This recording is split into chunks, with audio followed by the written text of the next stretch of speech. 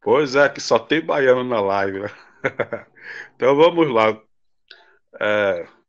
Como eu falei, se a gente for interpretar o texto aqui de acordo com a hermenêutica e a exegese, a primeira coisa que a gente tem que entender é o seguinte, que o livro é judaico, que foi escrito por judeu para judeu, certo? Então, quando Yaakov, que na tradução aqui está Tiago, ele cita as 4 leis de Noa, já era conhecido entre eles, certo? Já era algo normal, natural, na cultura judaica.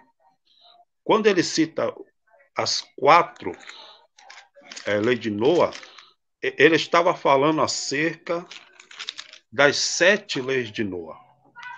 E eu vou lhe falar porque ele citou 4, certo? A primeira coisa é citar o que está escrito no Talmud.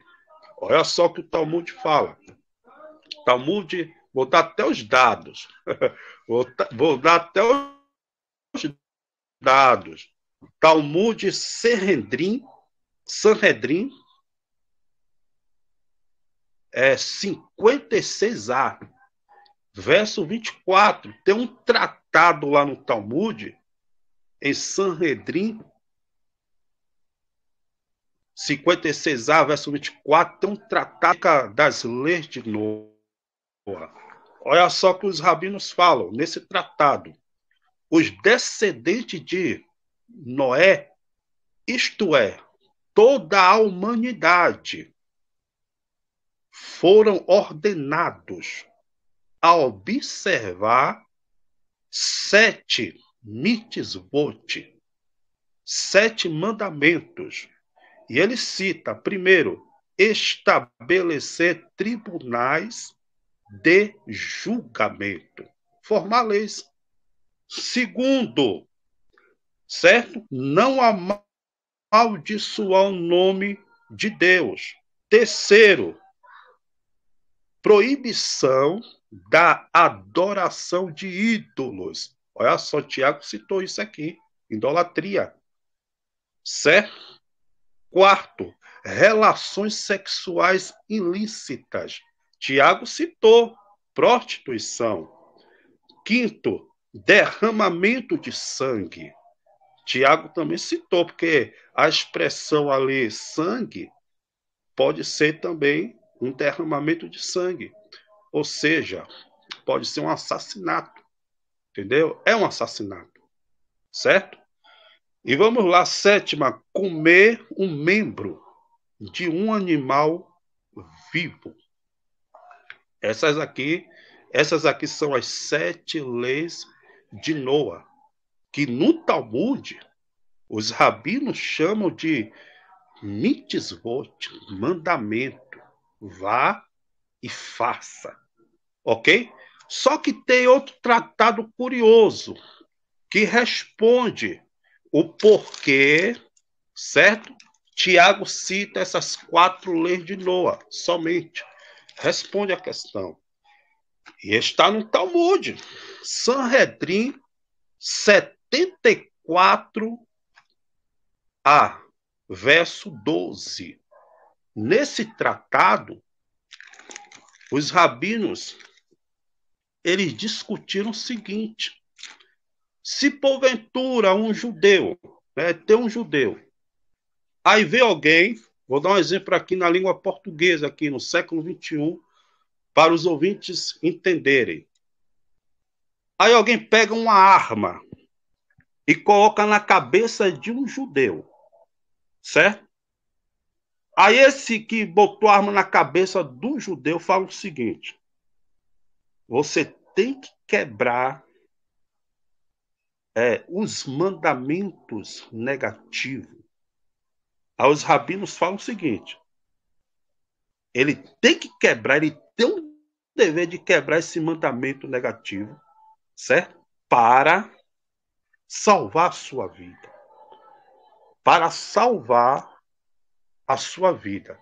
Aí os rabinos falam, aí ele tem toda liberdade, quebrar qualquer mandamento negativo, porque tem mandamento positivo e tem mandamento negativo. Quebrar qualquer mandamento negativo somente para salvar a sua vida. Mas os rabinos falaram o seguinte, com uma exceção, porque toda regra tem uma exceção, ok? Por uma exceção, os rabinos disseram que tem 3 mandamentos negativos que era para os judeus morrer, mas não quebrar esses 3 mandamentos negativos. Poderia quebrar qualquer mandamento negativo para salvar a vida, para salvar a sua vida. Mas existem 3 mandamentos negativos que ele não poderia quebrar. Ele daria a sua vida, certo? Ele poderia aceitar a morte, mas não realizar esse mandamento negativo, que é a idolatria, relações sexuais proibidas, que Tiago citou, e assassinato, que Tiago também citou. Porque, segundo eles têm, a expressão sangue ali, segundo eles têm, pode ser entendido como uma metáfora, no sentido de assassinato. Então, tem 3 mandamentos negativos que os judeus poderiam dar sua vida, mas não quebrar esses 3 mandamentos negativos que foi citado por Iacov, que é a idolatria, a prostituição e o assassinato. Ok?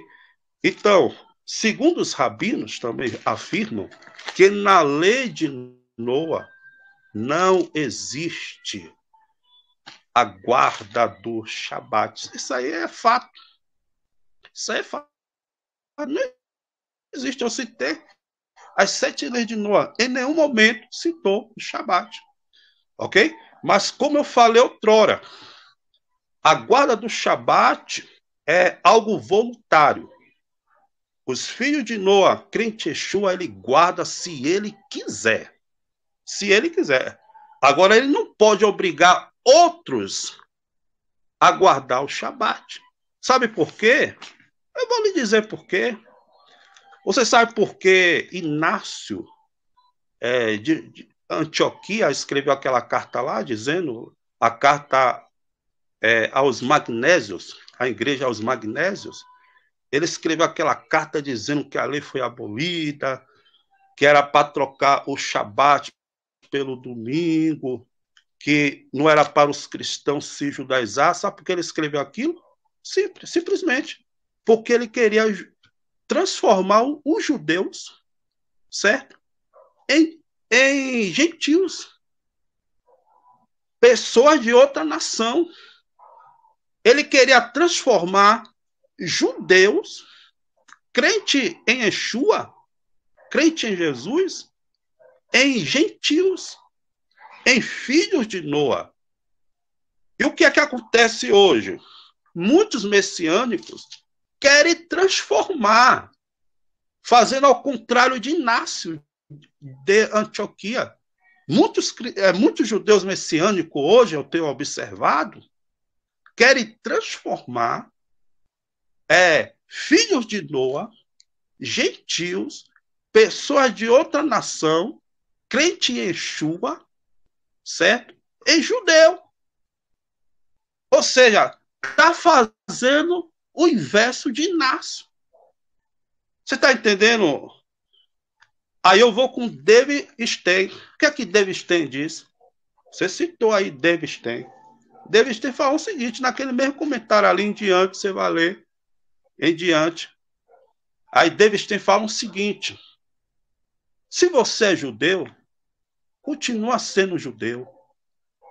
Se você é um gentil, continua sendo gentil. Certo? Então é como eu falei outrora, o Shabat é uma marca do povo de Israel, uma marca do Eterno para com o povo de Israel. É um símbolo de uma aliança, ok? E eu finalizo pela aqui. Maravilha, maravilha, maravilha. Bom, como nós podemos ver, o irmão colocou seu posicionamento aí, concluiu seu pensamento. E aí, irmão Aquila, como é que fica? Diante do posicionamento que o irmão colocou, né, externou aí, como é que fica? Como que seria a sua réplica ao que foi citado? Eu quero lembrar aos irmãos que eu tenho umas perguntinhas rápidas para ambos, tá certo? Tudo ok? Perguntinhas básicas.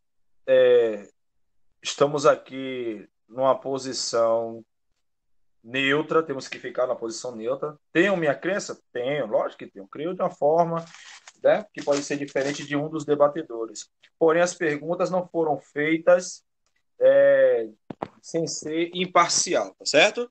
Ou seja, foram feitas perguntas que são cotidianas, que são corriqueiras para ambos os pensamentos, né? Tanto para o pensamento do irmão Rodrigo, como o pensamento do irmão Áquila.